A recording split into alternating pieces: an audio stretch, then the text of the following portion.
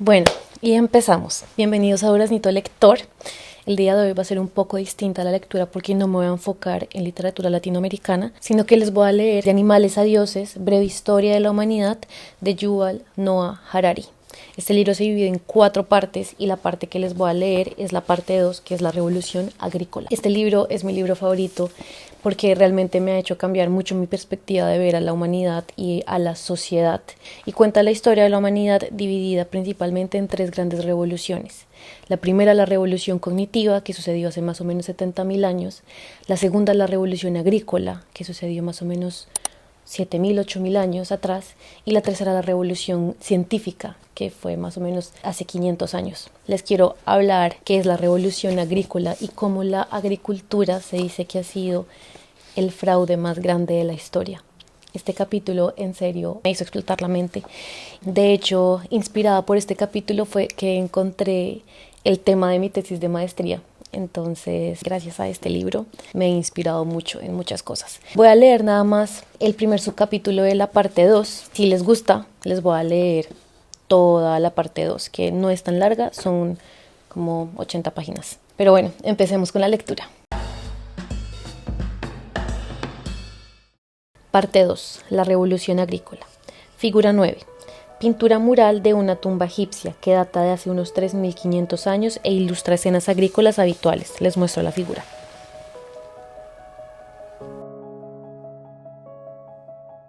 El mayor fraude de la historia. Durante 2.5 millones de años, los humanos se alimentaron recolectando plantas y cazando animales que vivían y se reproducían sin su intervención. Homo erectus, Homo ergaster y los neandertales recogían higos silvestres y cazaban carneros salvajes sin decidir dónde regarían las higueras, en qué prado deberían pastar los rebaños de carneros o qué macho cabrío inseminaría a qué cabra.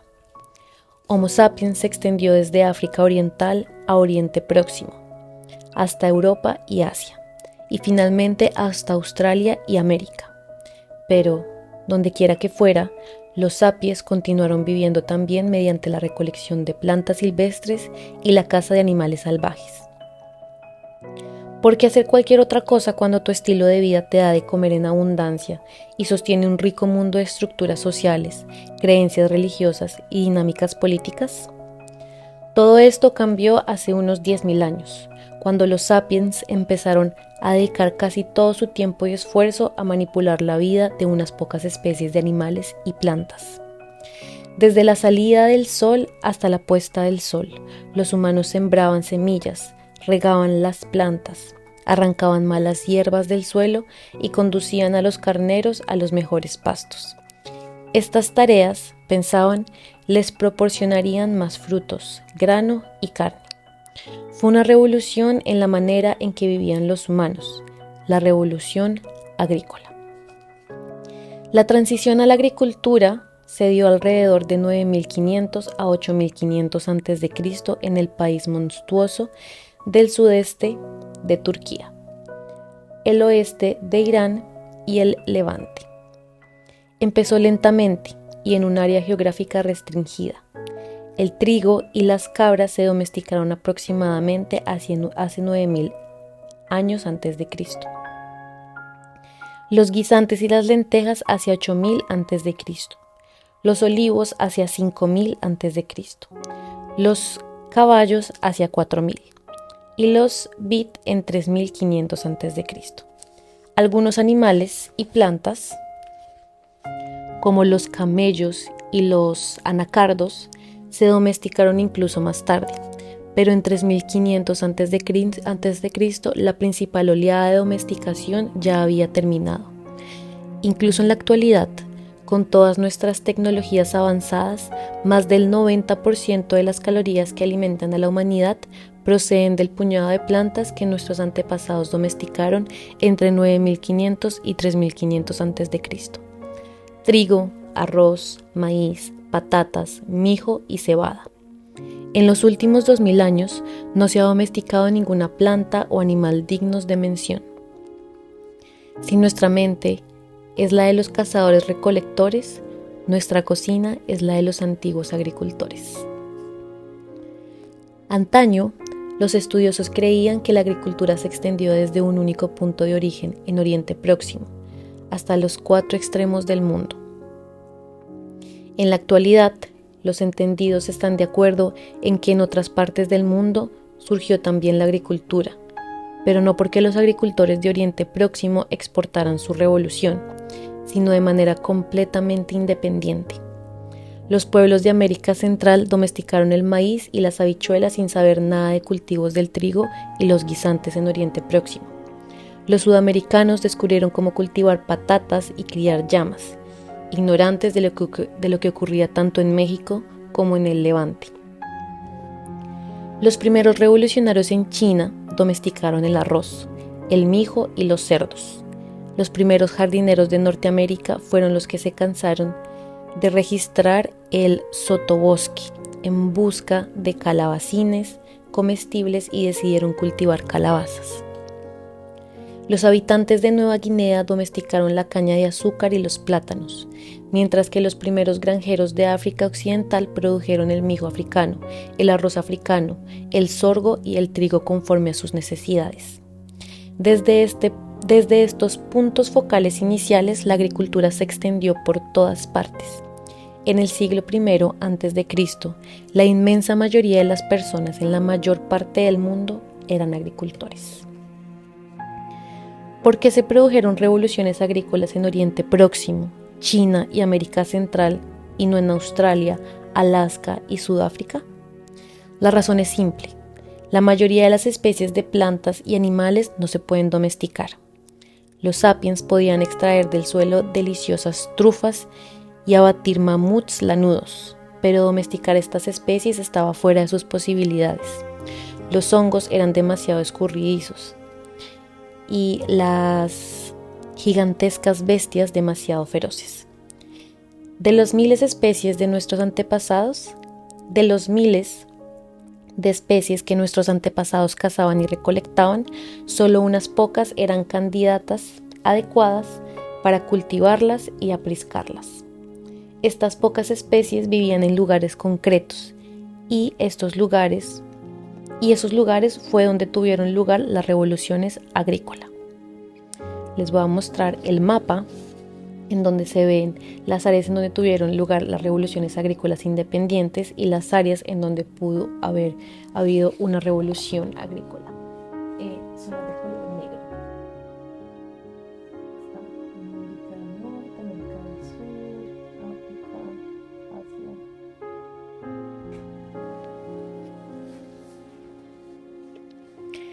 Los entendidos proclamaban antaño que la revolución agrícola fue un gran salto adelante para la humanidad. Contaban un relato de progreso animado por la capacidad cerebral humana. La evolución produjo cada vez personas más inteligentes. Al final, estas eran tan espabiladas que pudieron descifrar los secretos de la naturaleza, lo que les permitió amasar a las ovejas y cultivar el trigo. En cuanto esto ocurrió, abandonaron alegremente la vida agotadora, peligrosa y a menudo espartana de los cazadores-recolectores y se establecieron para gozar de la vida placentera y de hartazgo de los agricultores. Este relato es una fantasía. No hay ninguna prueba de que las personas se hicieron más inteligentes con el tiempo. Los cazadores-recolectores conocían los secretos de la naturaleza mucho antes de la revolución agrícola, puesto que su supervivencia dependía de un conocimiento cabal de los animales que cazaban y de las plantas que recolectaban. En lugar de anunciar una nueva era de vida fácil, la revolución agrícola dejó a los agricultores con una vida generalmente más difícil y menos satisfactoria que la de los cazadores-recolectores. Los cazadores-recolectores pasaban el tiempo de maneras más estimulantes y variadas, y tenían menos peligro de padecer hambre y enfermedades. Ciertamente, la revolución agrícola amplió la suma total de alimento a disposición de la humanidad, pero el alimento adicional no se tradujo en una dieta mejor y en más rato de ocio, sino en explosiones demográficas y élites consentidas. El agricultor medio trabajaba más duro que el cazador-recolector medio, y en cambio obtenía una dieta peor. La revolución agrícola fue el mayor fraude de la historia. ¿What? ¿Cómo así? Explícame. ¿Quién fue el responsable? Ni reyes, ni sacerdotes, ni mercaderes. Los culpables fueron un puñado de especies de plantas, entre las que se cuentan el trigo, el arroz y las patatas. Fueron estas plantas las que domesticaron a Homo sapiens, y no al revés. Pensemos por un momento en la revolución agrícola desde el punto de vista del trigo. Hace 10.000 años, el trigo era solo una hierba silvestre, una de muchas, confinada a una pequeña área de distribución en Oriente Próximo. De repente, al cabo de solo unos pocos milenios, crecía por todo el mundo, según los criterios evolutivos básicos de supervivencia y reproducción. El trigo se ha convertido en una de las plantas de más éxito en la historia de la Tierra, en áreas como las grandes llanuras de Norteamérica, donde hace 10.000 años no crecía ni un solo tallo de trigo. En la actualidad se pueden recorrer centenares y centenares de kilómetros sin encontrar ninguna otra planta. En todo el mundo, el trigo cubre 2.25 millones de kilómetros cuadrados de la superficie del planeta, casi 10 veces el tamaño de Gran Bretaña. ¿Cómo pasó esta hierba de ser insignificante a ser ubicua? El trigo lo hizo manipulando a Homo sapiens para su conveniencia. Este simio había vivido una vida relativamente confortable, cazando y recolectando hasta hace unos 10.000 años. Pero entonces empezó a invertir cada vez más esfuerzos en el cultivo del trigo. En el decurso de un par de milenios, los humanos de muchas partes del mundo hacían poca cosa más, desde la salida hasta la puesta del sol, que cuidar a las plantas del trigo. No era fácil, el trigo les exigía mucho. Al trigo no les gustan las rocas y los guijarros, de manera que los sapiens se partían la espalda despejando los campos. Al trigo no le gusta compartir su espacio, agua y nutrientes con otras plantas, de modo que hombres y mujeres trabajaban durante largas jornadas para eliminar las malas hierbas bajo el sol abrasador. El trigo enfermaba, de manera que los sapiens tenían que estar atentos para eliminar gusanos y rollas. El trigo se hallaba indefenso frente a otros organismos a los que les gustaban comérselos, desde conejos a enjambres de langosta, de modo que los agricultores tenían que vigilarlo y protegerlo. El trigo estaba sediento, así que los humanos aportaban agua de manantiales y ríos para regarlo. Su insaciabilidad impulsó incluso a los sapiens a recoger heces de animales para nutrir el suelo en el que el trigo crecía. El cuerpo de Homo sapiens no había evolucionado para estas tareas. Está adaptado a trepar a los manzanos y a correr tras las gacelas, no a despejar los campos de rocas, ni a acarrear barreños de agua. La columna vertebral, las rodillas, el cuello y el arco de los pies pagaron el precio. Los estudios de esqueletos antiguos indican que la transición a la agricultura implicó una serie de dolencias, unos discos intervertebrales luxados, artritis y hernias. Además, las nuevas tareas agrícolas exigían tanto tiempo que las gentes se vieron obligadas a instalarse de forma permanente junto a sus campos de trigo. Esto cambió por completo su modo de vida. No domesticamos el trigo.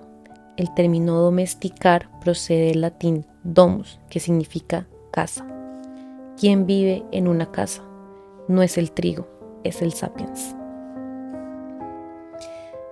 ¿De qué manera convenció el trigo a Homo sapiens para cambiar una vida relativamente buena por una existencia más dura? ¿Qué le ofreció a cambio? Desde luego, no le ofreció una dieta mejor. Recordemos que los humanos son simios omnívoros que medran a base de una amplia variedad de alimentos. Los granos suponían solo una pequeña fracción de la dieta humana antes de la revolución agrícola. Una dieta basada en cereales es pobre en minerales y vitaminas, difícil de digerir y relativamente mala para los dientes y las encías. El trigo no confirió seguridad económica a la gente. La vida de un campesino es menos segura que la de un cazador-recolector. Los cazadores-recolectores se basaban en decenas de especies para sobrevivir y por lo tanto podían resistir los años difíciles, incluso sin almacenes de comida conservada. Si la disponibilidad de una especie se reducía, podían recolectar y cazar otra especie. Hasta hace muy poco, las sociedades agrícolas se han basado para la mayor parte de su ingesta de calorías en una pequeña variedad de plantas domésticas. En muchas áreas se basaba en una única planta, como el trigo, la patata o el arroz.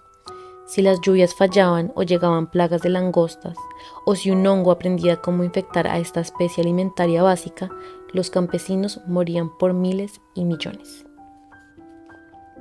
El trigo tampoco podía ofrecer seguridad contra la violencia humana. Los primeros agricultores eran al menos tan violentos como sus antepasados cazadores-recolectores, sino más. Los agricultores tenían más posesiones y necesitaban terreno para plantar. La pérdida de tierras de pastos debido a las incursiones de vecinos podía significar la diferencia entre la subsistencia y la hambruna, de manera que había mucho menos margen para el compromiso.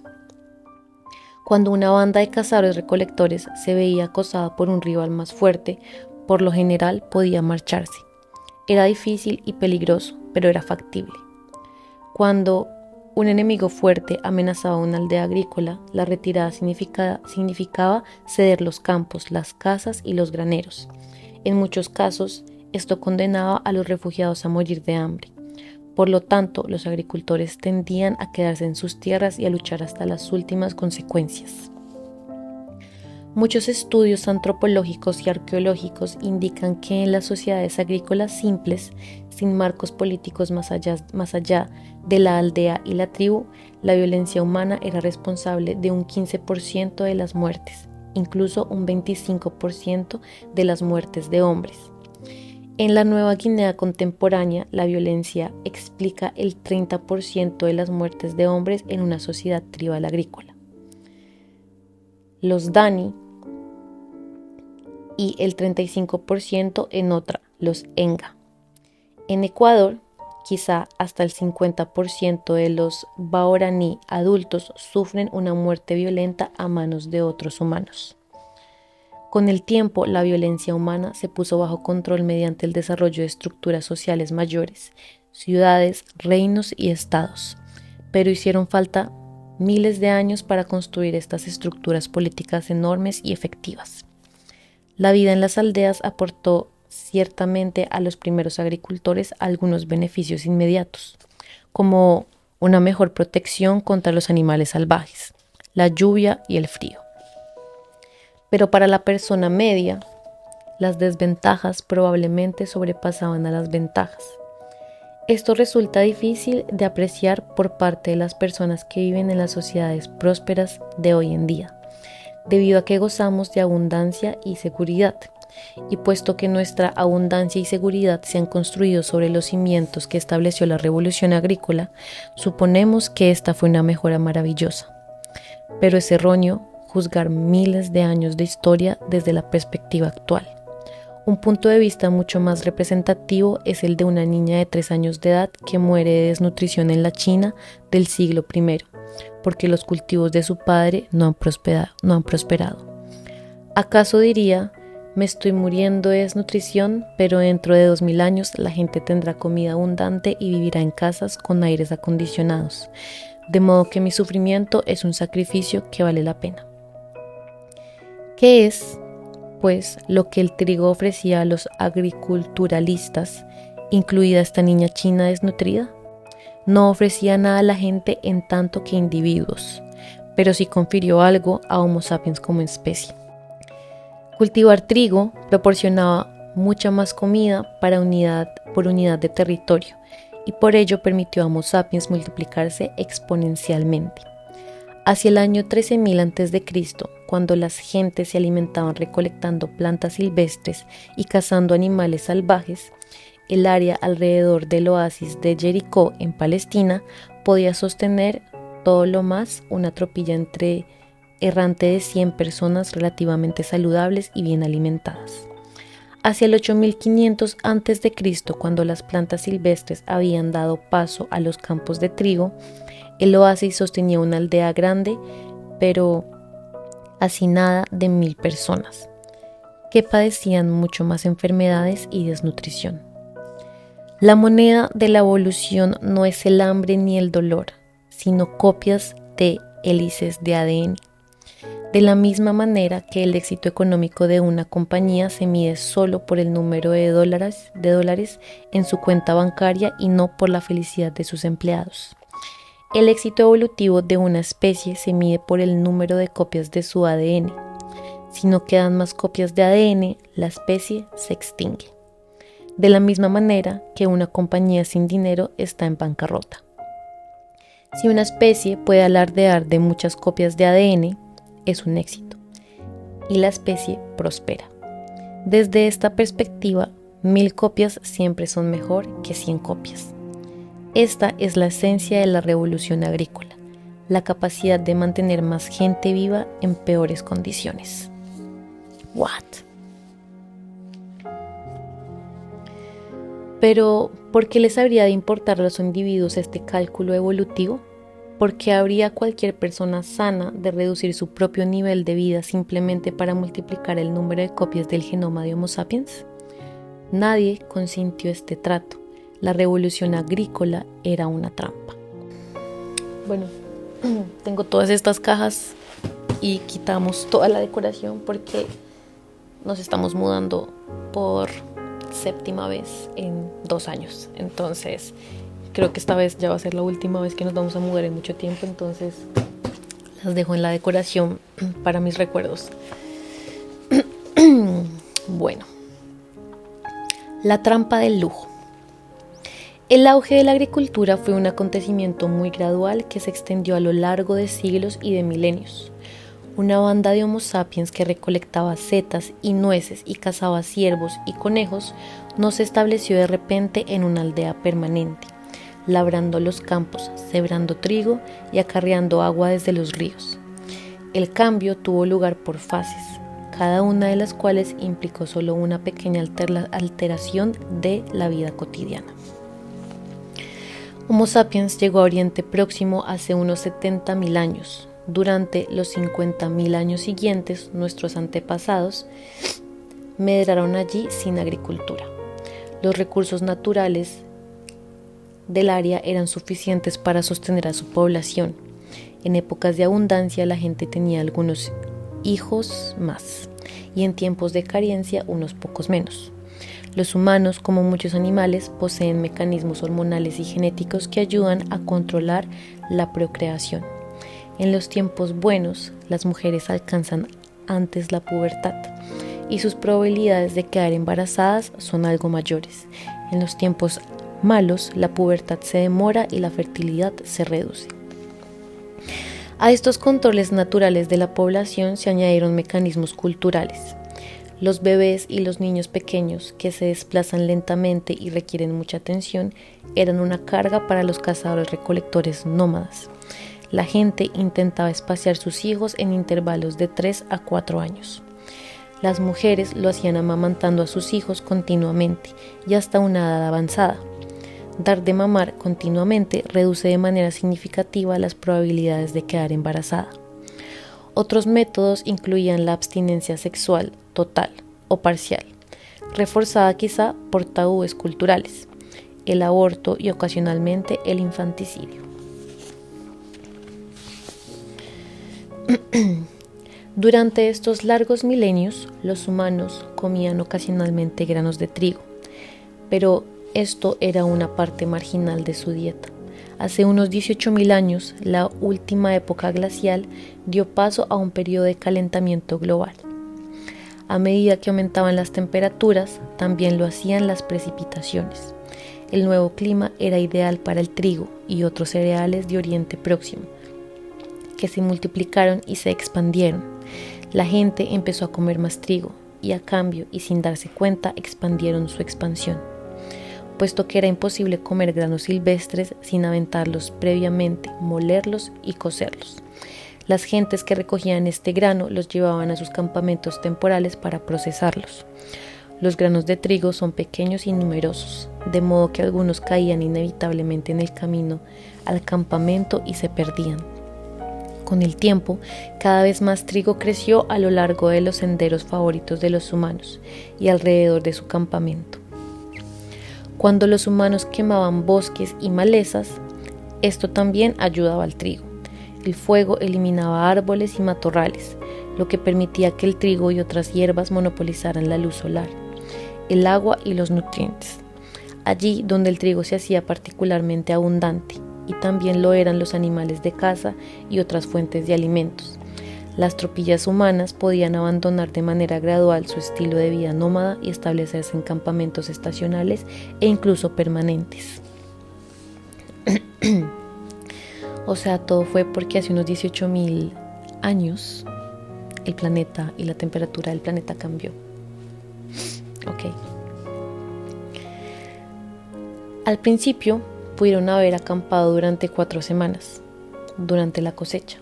Una generación más tarde, al haberse multiplicado y extendido las plantas de trigo, el campamento de cosecha pudo haber durado 5 semanas, después 6 y finalmente se convirtió en una aldea permanente. A lo largo de todo Oriente Próximo se han descubierto indicios de estos poblados, en particular en el Levante, donde la cultura natufia floreció entre 12.500 y 9.500 a.C.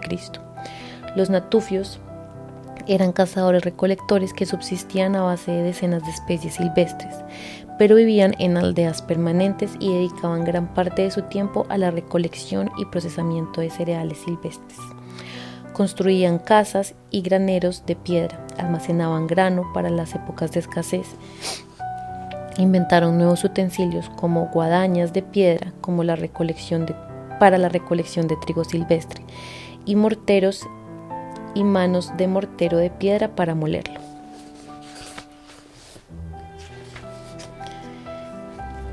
En los años posteriores a 9.500 a.C., los descendientes de los natufios continuaron recolectando y procesando cereales, pero también empezaron a cultivar de maneras cada vez más refinadas. Cuando recolectaban granos silvestres, tenían la precaución de dejar aparte una fracción de la cosecha para sembrar los campos en la siguiente estación. Descubrieron que podían conseguir resultados mucho mejores si sembraban los granos a una cierta profundidad del suelo y no repartiéndolos al azar sobre la superficie, de manera que comenzaron a cavar y labrar. Gradualmente empezaron también a eliminar las malas hierbas de los campos, a impedir la presencia de parásitos y a regarlos y fertilizarlos. A medida que se dirigían más esfuerzos al cultivo de los cereales, había menos tiempo para recolectar y cazar especies salvajes.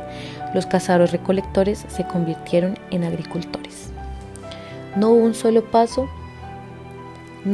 solo paso que separara a la mujer que recolectaba trigo silvestre de la mujer que cultivaba trigo domesticado, de manera que es difícil decir exactamente cuándo tuvo lugar la transición decisiva a la agricultura.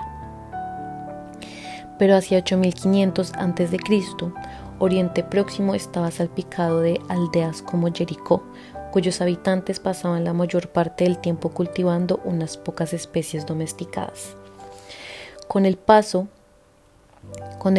a aldeas permanentes y el incremento de los recursos alimentarios, la población empezó a aumentar.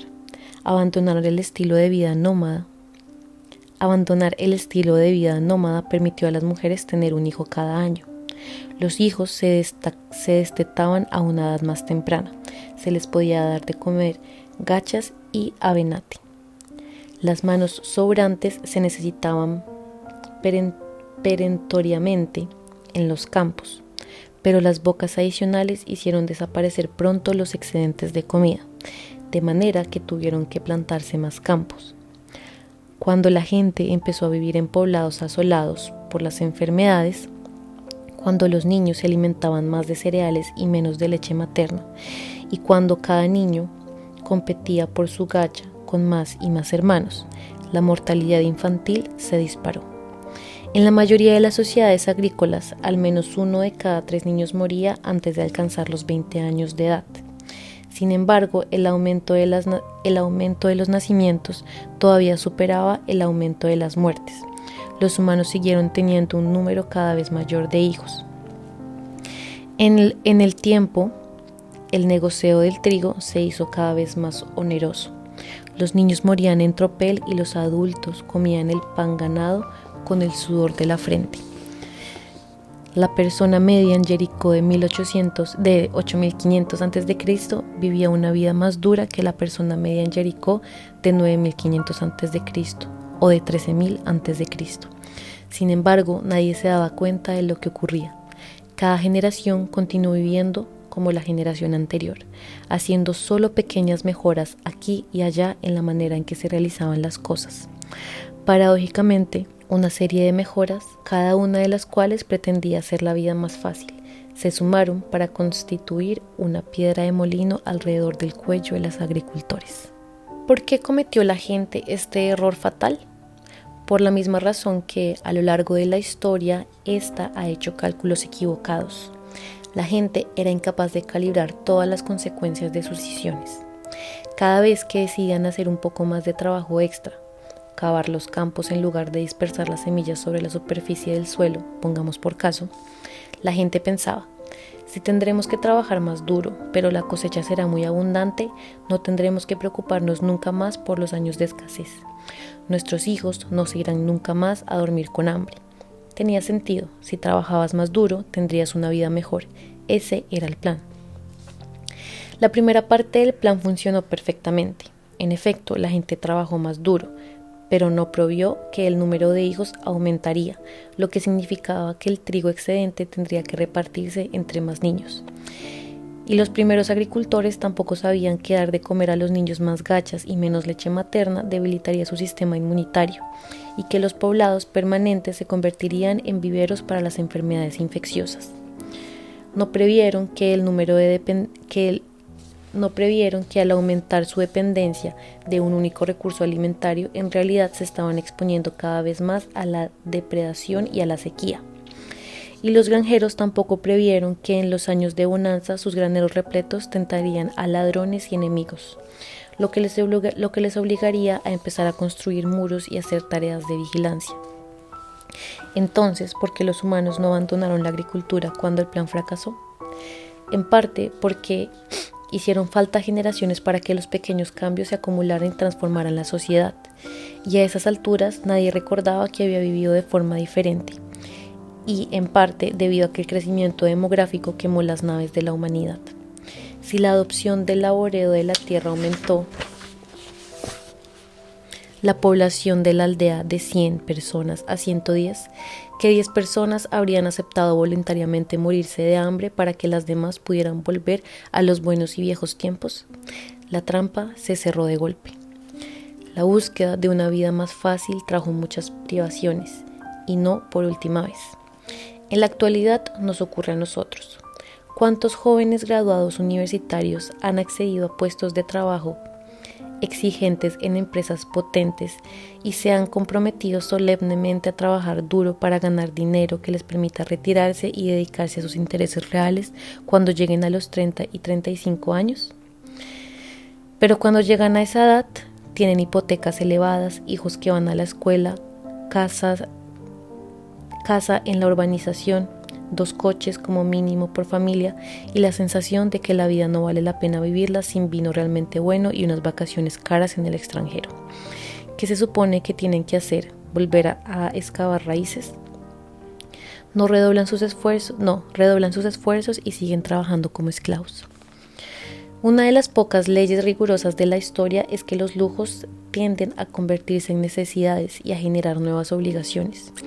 Una vez que la gente se acostumbra a un nuevo lujo, lo da por sentado. Después empieza a contar con él. Finalmente llegan a un punto en el que no pueden vivir sin él. Tomemos otro ejemplo familiar de nuestra propia época. A lo largo de las últimas décadas hemos inventado innumerables aparatos que ahorran tiempo y que se supone que hacen la vida más relajada. Lavadoras, aspiradoras, lavavajillas, teléfonos, teléfonos móviles, ordenadores, correo electrónico. Previamente, escribir una carta, poner la dirección en el sello, en un sobre y llevarlo hasta el buzón llevaba mucho tiempo.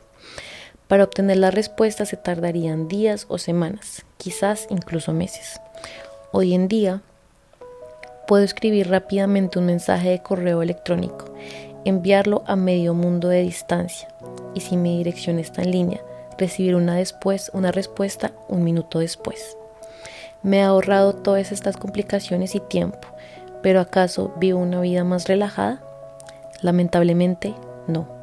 Antaño, en la época del correo caracol, la gente por lo general solo escribía cartas cuando tenía algo importante que relatar.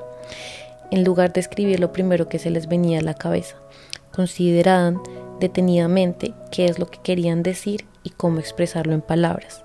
Luego esperaban recibir una respuesta parecidamente considerada. La mayoría de las personas escribían y recibían no más que unas cuantas cartas al mes y rara vez se sentían obligados a contestar de inmediato. En la actualidad recibo cada día decenas de mensajes de correo electrónicos, todos de personas que esperan una respuesta célere. Pensábamos que ahorraríamos tiempo, en cambio aceleramos el tráfago de la vida hasta 10 veces su anterior velocidad, haciendo que nuestros días sean más ansiosos y agitados. Aquí y allí, una ludita resistente se niega a abrir una cuenta de correo electrónico, de la misma manera que hace miles de años algunas bandas de humanos rehusaron dedicarse a la agricultura y de esta manera escaparon de la trampa del lujo. Pero la revolución agrícola no necesitaba que todas las cuadrillas de una región determinada se incorporaran al proceso. Solo hacía falta una. Una vez que una banda se establecía y empezaba a labrar la tierra, ya fuera en Oriente Próximo o en América Central, la agricultura era irresistible. Puesto que la agricultura creó las condiciones para el rápido crecimiento demográfico, los granjeros podían por lo general superar a los cazadores-recolectores por una cuestión simplemente numérica. Los cazadores-recolectores podían huir, abandonar sus terrenos de caza a favor del campo y los pastos, o tomar ellos mismos la azada. De un modo u otro, la antigua vida estaba condenada. El relato de la trampa del lujo supone una lección importante. La búsqueda de la humanidad de una vida más fácil liberó inmensas fuerzas de cambio que transformaron el mundo de manera que nadie imaginaba ni deseaba. Nadie planeó la revolución agrícola ni buscó la dependencia humana del cultivo de cereales. Una serie de decisiones triviales, dirigidas principalmente a llenar unos pocos estómagos y a obtener un poco de seguridad, tuvieron el efecto acumulativo de obligar a los antiguos cazadores-recolectores a pasar sus días acarreando barreños de agua bajo un sol de justicia. Intervención divina. La situación hipotética planteada arriba explica la revolución agrícola como un error. Es muy plausible. La historia está llena de errores mucho más tontos, pero hay otra posibilidad. Quizá no fue la búsqueda de una vida más fácil lo que produjo la transformación. Quizá los sapiens tenían otras aspiraciones y conscientemente estaban dispuestos a que su vida fuera más dura con el fin de alcanzarlas. Esta parte es muy interesante. Por lo general, los científicos intentan atribuir los acontecimientos históricos a impersonales factores económicos y demográficos. Esto cuadra mejor con sus métodos racionales y matemáticos. En el caso de la historia moderna, los expertos no pueden evitar tener en cuenta factores inmateriales tales como la ideología y la cultura. Las pruebas escritas les compelen a obrar así. Tenemos suficientes documentos, cartas y memorias que demuestran que la Segunda Guerra Mundial no fue causada por carencias alimentarias o presiones demográficas, pero no tenemos ningún documento de la cultura de los natufios. De modo que cuando tratamos de periodos antiguos, la escuela materialista predomina de manera absoluta. es difícil demostrar que personas en un estadio previo a la cultura estaban motivadas por la fe y no por la necesidad económica. Pero en algunos casos raros tenemos la suerte de haber encontrado pistas reveladoras. En 1995, los arqueólogos empezaron a excavar una localidad del sudeste de Turquía llamada Göbekli Tepe.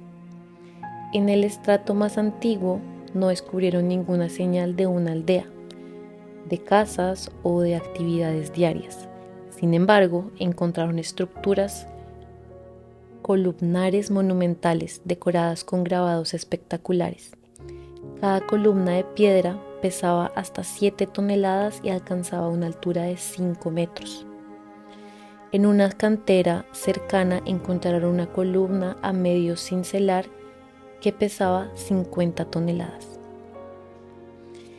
En total descubrieron más de 10 estructuras monumentales, la mayor de las cuales medía casi 30 metros. Como se puede ver en la figura 10, les voy a mostrar. Göbekli Tepe, en Turquía.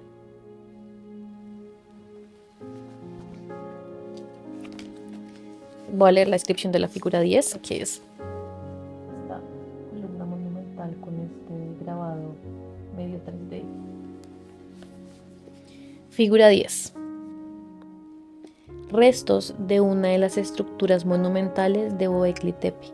Izquierda, uno de los pilares de piedra decorados, el de 5 metros. Los arqueólogos están familiarizados con estas estructuras monumentales de localidades de todo el mundo. El ejemplo más conocido es Stonehenge, en Gran Bretaña. Pero cuando estudiaron Göbekli Tepe descubrieron algo sorprendente. Stonehenge se remonta a 2500 años antes de Cristo, o sea, es relativamente actual, y fue construido por una sociedad agrícola desarrollada. Las estructuras de Göbekli Tepe están datadas hacia 9500 antes de Cristo, y todos los indicios disponibles señalan que fueron construidas por cazadores-recolectores.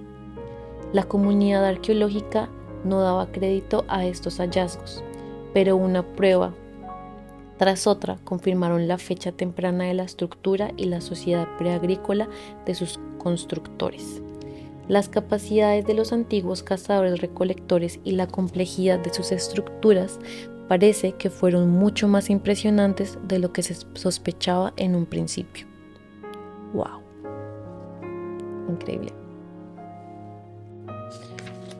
O sea, una estructura tan monumental fue construida por cazadores-recolectores 9500 años antes de Cristo. O sea, es muy impresionante. ¿Por qué habría de construir estructuras de este tipo una sociedad de cazadores-recolectores? No tenía ningún propósito utilitario evidente. No era ni mataderos de mamuts, ni lugares en los que resguardarse de la lluvia o esconderse de los leones. Esto nos deja con la teoría de que fueron construidas con algún propósito cultural misterioso, que los arqueólogos se esfuerzan en descifrar. Fuera lo que fuese, los cazadores-recolectores creyeron que valía la pena dedicarles una enorme cantidad de esfuerzo y de tiempo. La única manera de construir Göbekli Tepe era que miles de cazadores-recolectores pertenecientes a bandas y tribus diferentes cooperaran a lo largo de un periodo de tiempo prolongado. Solo un sistema religioso o ideológico complejo podía sostener tales empresas. Göbekli Tepe contenía otros secretos sensacionales. Durante muchos años, los genetistas han estado siguiendo la pista del trigo domesticado. Descubrimientos recientes indican que al menos una variante domesticada, el trigo Carraón, se originó en las colinas de Karakadak, a unos 30 kilómetros de Göbekli Tepe. Es difícil que esto sea una coincidencia. Es probable que el centro cultural de Göbekli Tepe estuviera de algún modo relacionado con la domesticación inicial del trigo por la humanidad y de la humanidad por el trigo. Con el fin de dar de comer a las gentes que construyeron y usaron las estructuras monumentales, se necesitaban cantidades de alimento particularmente grandes. Bien pudiera ser que los cazadores-recolectores pasaran de recolectar trigo silvestre a un cultivo intensivo de trigo, no para aumentar sus recursos alimentarios normales, sino más bien para sostener la construcción y el funcionamiento de un templo. En la imagen convencional, los pioneros primero construían una aldea, y cuando ésta prosperaba, establecían un templo en el centro de la misma. Pero Göbekli Tepe sugiere que primero pudo haberse construido el templo y que posteriormente a su alrededor creció una aldea. Wow. Quiero ir a Göbekli Tepe. Víctimas de la revolución. El acuerdo fáustico entre humanos y granos no fue el único trato que hizo nuestra especie. Se hizo otro convenio en relación con la suerte.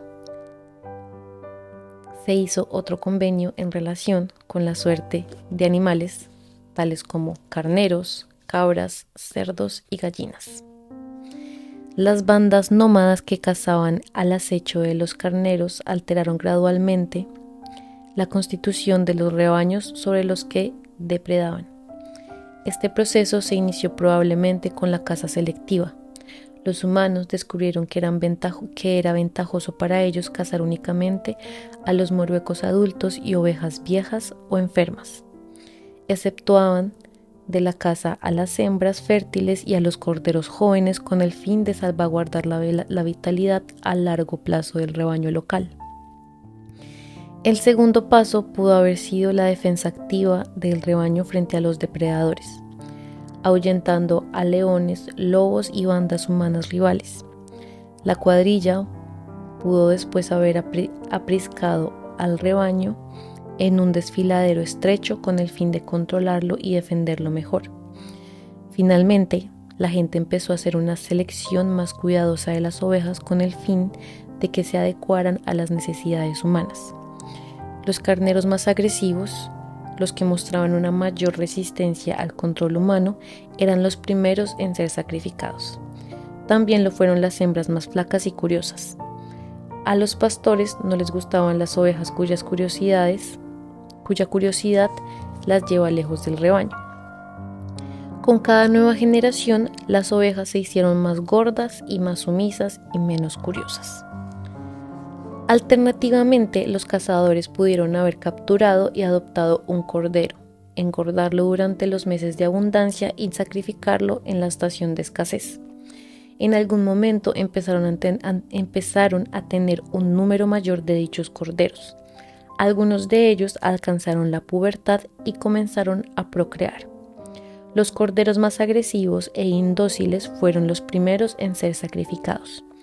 A los corderos más sumisos y atractivos se les permitía vivir más y procrear. El resultado fue un rebaño de ovejas domesticadas y sumisas.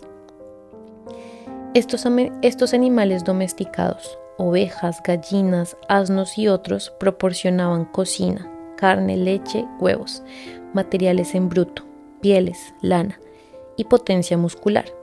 El transporte, la labor de la tierra, moler el grano y otras tareas que hasta entonces realizaba el vigor humano eran llevadas a cabo cada vez más por los animales. En la mayoría de las sociedades agrícolas la gente se centraba en el cultivo de plantas.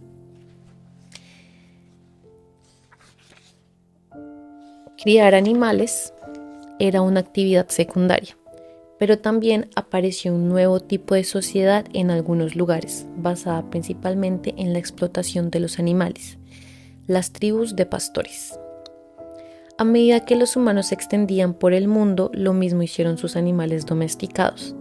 Hace 10.000 años no habían más que unos pocos millones de ovejas, vacas, cabras, cerdos y gallinas que vivían en unos pocos nichos afroasiáticos privilegiados. En la actualidad, el mundo alberga alrededor de 1.000 millones de ovejas, 1.000 millones de cerdos, más de 1.000 millones de vacas y más de 25.000 millones de gallinas repartidos por todo el mundo. La gallina doméstica es el ave más ampliamente extendida de las que haya existido nunca. Después de Homo sapiens, la vaca, los cerdos y las ovejas domesticados son los mamíferos grandes segundo, tercero y cuarto más extendidos por el mundo. vaca, cerdo y oveja. O sea, primero están humanos, vaca, cerdo y oveja, aunque creo que hay más vacas que humanos. Desde una perspectiva evolutiva estricta, la que mide el éxito por el número de copias de ADN, la revolución agrícola fue una maravillosa bendición para las gallinas, las vacas, los cerdos y las ovejas. Lamentablemente, la perspectiva evolutiva es una medida incompleta del éxito. Todo lo juzga según los criterios de supervivencia y reproducción, sin considerar el sufrimiento y la felicidad de los individuos. Tanto los pollos como las vacas domésticas pueden representar una historia de éxito evolutivo, pero también figuran entre los animales más desdichados que jamás hayan existido. La domesticación de los animales se basa en una serie de prácticas brutales que con el paso de los siglos se hicieron todavía más crueles. Esta parte es dura. La duración de la vida de los gallos salvajes es de 7 a 12 años y la de los bovinos salvajes es de unos 20 a 25 años. En la naturaleza, la mayoría de los gallos y las vacas morían mucho antes, pero todavía tenían probabilidades de vivir durante un respetable número de años. En contraste, la inmensa mayoría de pollos y las gallinas y del ganado bovino doméstico son sacrificados cuando tienen entre unas pocas semanas y unos pocos meses de edad, porque esta siempre se ha considerado la edad óptima para matarlos desde una perspectiva económica. ¿Por qué seguir alimentando un gallo durante 3 años si ya ha alcanzado su peso máximo a los 3 meses? A las gallinas ponedoras, las vacas lecheras y a los animales de tiro se les permite a veces vivir muchos años, pero el precio es la subyugación a un modo de vivir completamente ajeno a sus instintos y deseos. Por ejemplo, es razonable suponer que los toros prefieren pasar sus días vagando por praderas abiertas en campos en compañía de otros toros y vacas en lugar de tirar los carros y de arados bajo el yugo de un simio que empuña un látigo. Les voy a mostrar una pintura de una tumba egipcia aproximadamente de 1200 a.C.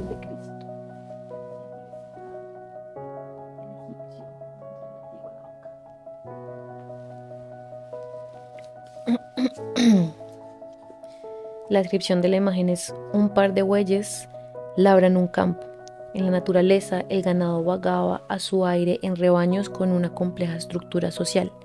El buey, castrado y domesticado, consumía su vida bajo el látigo y en un estrecho redil, y trabajaba solo o en parejas de una manera que no era adecuada para su cuerpo ni para su necesidad social ni emocional. Cuando un buey ya no podía tirar del arado, era sacrificado. Adviértase la posición encorvada del labriego egipcio, quien de manera parecida al buey pasaba su vida realizando un duro trabajo que oprimía su cuerpo, su mente y sus relaciones sociales. Para que vean la curvatura de la espalda del humano.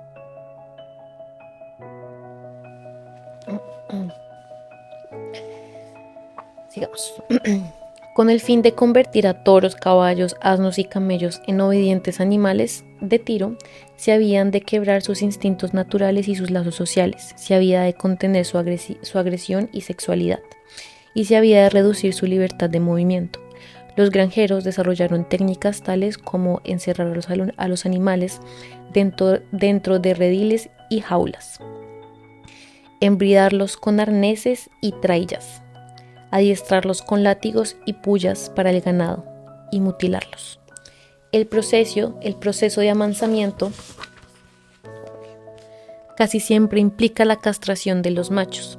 Esto reduce su agresividad y permite a los humanos controlar selectivamente la procreación del rebaño. En muchas sociedades de Nueva Guinea, la riqueza de una persona se ha determinado tradicionalmente por el número de cerdos que posee. Para asegurar que los cerdos no se vayan, los agricultores del norte de Nueva Guinea les cortan un pedazo de la nariz. Esto produce un agudo dolor cada vez que el cerdo intenta oliscar. Puesto que los cerdos no pueden encontrar comida ni hallar su camino sin olfatear, esta mutilación los hace completamente dependientes de sus dueños humanos. En otra región de Nueva Guinea ha sido habitual sacarle los ojos a los cerdos, de modo que ni siquiera pueden ver a dónde van. ¡Ay, qué horror!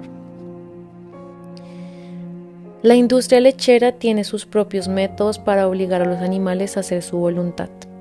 Vacas, cabras y ovejas solo producen leche después de parir terneros, cabritos y corderos, y solo mientras las crías maman. Para continuar obteniendo leche animal, un granjero necesita tener terneros, cabritos o corderos para que mamen, pero ha de impedirles que monopolicen la leche. Un método común a lo largo de la historia consistía en sacrificar a terneros y cabritos poco después de nacer, ordeñar a la madre continuamente y después hacer que quedara de nuevo preñada. Y todavía hoy continúa siendo una técnica muy generalizada. En muchas granjas lecheras modernas, una vaca lechera vive por lo general unos 5 años antes de enviarla al matadero. Durante estos 5 años está preñada casi constantemente y es fecundada a los 60-120 días después de parir, con el fin de preservar la máxima producción de leche. Sus terneros son separados de ella poco después de nacer. Las hembras son criadas para que se conviertan en la siguiente generación de vaca lechera, mientras que los machos son destinados a la industria de la carne. Otro método consiste en mantener a terneros y cabritos cerca de su madre, pero impidiéndoles por diversas estratagemas que mamen demasiada leche. La manera más sencilla de hacerlo es permitir que el cabrito o el ternero mame, pero apartarlo cuando la leche empieza a fluir. Este método suele encontrar resistencia tanto en la cría como en la madre. Algunas tribus de pastores acostumbraban a matar a la cría. Se comían su carne y después rellenaban su piel.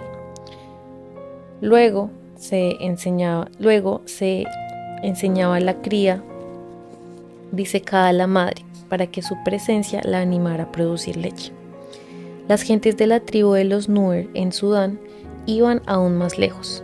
Embadurnaban a los animales disecados con la orina de su madre para dar a los falsos terneros un aroma familiar y vivo. Otra técnica Nuer consistía en fijar un anillo de espinas alrededor de la boca del ternero, de manera que pinchase a la madre y ésta se resistiera a amamantar. Los Tuareg, criadores de camellos en el Sahara, solían pinchar y cortar partes de la nariz del labio superior de la cría de camello con el fin de hacer que el amamantamiento fuera doloroso, con lo que los desaniman a consumir demasiada leche. Voy a leer la descripción de la figura 12, que es esta vaquita. Una ternera moderna en una granja industrial de carne, inmediatamente después de nacer. La ternera es separada de su madre y encerrada en una minúscula jaula, no mucho mayor que su propio cuerpo, donde pasará toda su vida, unos 4 meses por término medio. Nunca abandona su jaula, ni se le permite jugar con otras terneras y ni siquiera andar. Y todo para que sus músculos no se fortalezcan. Unos músculos blandos significan un bistec blando y jugoso. La primera vez que la ternera tiene ocasión de andar, estirar sus músculos y tocar a otras terneras es en su camino al matadero. En términos evolutivos, el ganado vacuno representa una de las especies animales con más éxito que haya existido nunca. Al mismo tiempo, figura entre los animales más desgraciados del planeta. Duro, but true. No todas las sociedades agrícolas eran tan crueles con sus animales de granja. La vida de algunos animales domésticos puede ser muy buena. Las ovejas que se crían por su lana, los perros y los gatos de compañía, los caballos de batalla y los caballos de carreras suelen gozar de condiciones confortables. Es sabido que el emperador romano Calígula quiso nombrar cónsul a su caballo favorito, Incitatus. A lo largo de la historia, pastores y agricultores han mostrado afecto por sus animales y han cuidado de ellos, al igual que muchos dueños de esclavos sentían afecto y se preocupaban por ellos. No era casualidad que reyes y profetas se calificaran a sí mismos de pastores y asimilaran la idea de que ellos y los dioses cuidaban de su gente, como un pastor cuida su rebaño. Sin embargo, desde el punto de vista del rebaño y no del pastor, es difícil evitar la impresión de que para la inmensa mayoría de los animales domésticos la revolución agrícola fue una catástrofe terrible. Su éxito evolutivo carece de importancia. Un rinoceronte salvaje que se halla al borde de la extinción está probablemente más satisfecho que un ternero que pasa su corta vida dentro de una caja minúscula y que es engordado para producir jugosos bistec. El satisfecho rinoceronte no está menos contento por ser uno de los últimos ejemplares de su especie. El éxito numérico de la especie del ternero es un pobre consuelo para el sufrimiento que el individuo soporta. Esta discrepancia entre éxito evolutivo y sufrimiento individual es quizá la lección más importante que podemos extraer de la revolución agrícola. Cuando estudiamos la historia de plantas como el trigo y el maíz, quizá la perspectiva puramente evolutiva tiene sentido, pero en el caso de los animales como los bovinos, las ovejas y los sapiens, cada uno de ellos con un complejo mundo de sensaciones y emociones, hemos de considerar de qué manera el éxito evolutivo se traduce en experiencia individual. En los capítulos que siguen veremos una y otra vez que un aumento espectacular en el poder colectivo y en el éxito ostensible de nuestra especie iba acompañando de un gran sufrimiento individual. Bueno, y ya este fue la primera parte de la revolución agrícola. La revolución agrícola tiene otras dos partes y ya después de la revolución agrícola está la parte 3, que es la unificación de la humanidad. Entonces estoy pensando en el siguiente video hacer las otras dos partes de la revolución agrícola. Y ya, aquí terminamos por hoy.